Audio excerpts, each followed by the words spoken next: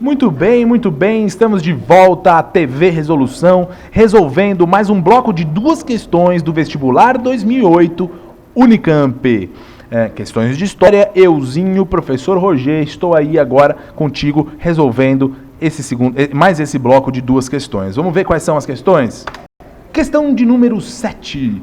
Na década de 1840, com a perspectiva do fim do tráfico negreiro, afinal, em 1845, a gente tem decretação do Bill Aberdeen, Inglaterra, tudo isso já dava claros sinais de que o tráfico negreiro estava, assim, com seus dias contados, tudo porque a gente sabe bem a pressão exercida pela Inglaterra, que vivia os efeitos da Revolução Industrial, tudo isso está na sua cabeça, né? Então vamos lá, o governo brasileiro começou a interessar-se por fontes alternativas de mão de obra, encorajando a imigração de trabalhadores, pobres, moços e robustos e tentando fixá-los nas fazendas de café.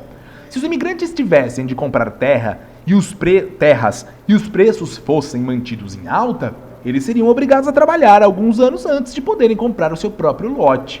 A Lei de Terras foi aprovada em 18 de setembro de 1850, 2 semanas após a aprovação da lei contra o tráfico de escravos. Será coincidência? Claro que não, a Lei de Terras surgiu como ferramenta para que a elite agrária do Brasil mantivesse afastado da posse das terras aqueles que jamais poderiam comprá-las. A Lei de Terra instituiu a lógica da mercadoria para a terra. Quem é que poderia dispor de capital para adquirir um bem valioso como é a terra em um país marcado por mais de 300 anos de escravidão? Escravo não recebe salário, porra! Que jeito esse cara teria de comprar a terra?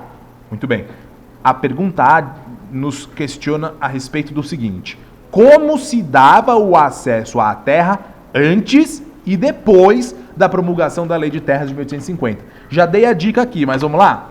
Antes de 1850, o acesso à terra se dava por meio da concessão governamental, as sesmarias, através da ocupação, ou seja, os poceiros, ou através da compra.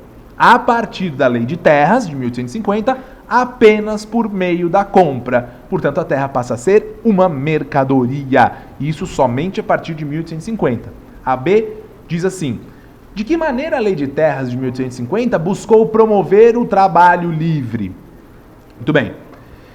Nossa resolução diz o seguinte: como a terra passa a ser considerada mercadoria e a única forma de acesso a esta era a aquisição por meio da compra, então o trabalho assalariado seria a única forma de acumulação de receitas para possibilitar a compra do bem, ok? Então, dessa forma é que seria possível a compra da mercadoria que a terra se tornou. E isso a partir da Lei de Terras de 1850, ok? Muito bem. A questão número 8 também. Olha que legal, acabou de chegar aqui meu amigo Tony, grande estrela do Instituto Enfio, da área de Biologia. E a questão número 8 da Unicamp, desse ano de 2008, foi muito interessante. Por quê? Porque buscou associar um conceito biológico com uma realidade histórica tenebrosa, assustadora, que vivenciamos ao longo do século XX, final do século XIX, início do século XX. Olha que legal esse texto, que foi adaptado do historiador inglês, na verdade ele é egípcio, mas viveu a vida na Inglaterra, Eric Hobsbawm, A Era dos Impérios. Ele diz assim: a biologia era essencial para uma ideologia burguesa, teoricamente igualitária, pois deslocava a culpa das desigualdades humanas da sociedade para a natureza. As vinculações entre biologia e ideologia são evidentes no intercâmbio entre a eugenia e a genética. A eugenia era essencialmente um movimento político que acreditava que as condições do homem e da sociedade só poderiam melhorar através do incentivo à reprodução de tipos humanos valorizados e da eliminação dos indesejáveis, tipo o Carbone. Você acha que o Carbone sobraria nessa época? De jeito nenhum, tinha que parar no campo de concentração. A eugenia só passou a ser considerada científica após 1900, com o surgimento da genética, que parecia sugerir que o cruzamento seletivo dos seres humanos, segundo o processo mendeliano, era também possível. Olha que interessante esse texto.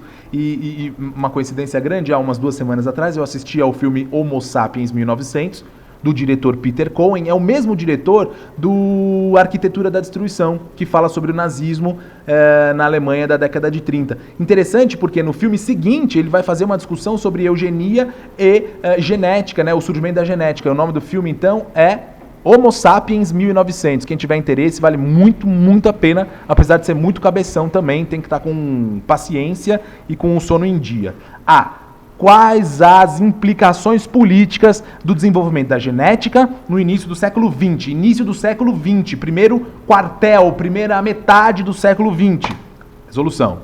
O desenvolvimento da genética, segundo a linha definida pelo autor Eric Hobsbawm, contribuiu para, entre aspas, porque eu extraí isso do texto do Hobsbawm, aproximar a biologia da ideologia.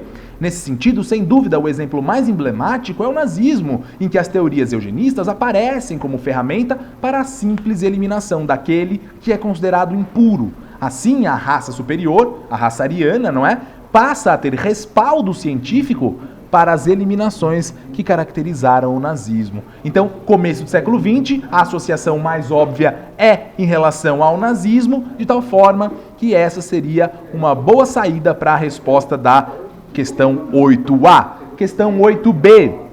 Relacione a ciência do final do século XIX e a política externa europeia deste período. Falou em final do século XIX, está falando de quê? Neocolonialismo, partilha da África, da Ásia, nova fase da colonização, o imperialismo, como se diz, não é? Então a gente pode falar da Conferência de Berlim de 1885, todos esses processos que permitiram eleger África e Ásia como novo alvo da fúria dos europeus. Em qual momento? Momento da Segunda Revolução Industrial. Lembrando que agora o que está em jogo é a industrialização não mais restrita apenas à Inglaterra, e sim a industrialização que se expande por todos os demais países europeus e até mesmo chega na América, Estados Unidos da América do Norte. Relacione a ciência do... Então vamos lá, a B diz assim, relacione a ciência do final do 19 e a política externa europeia do período.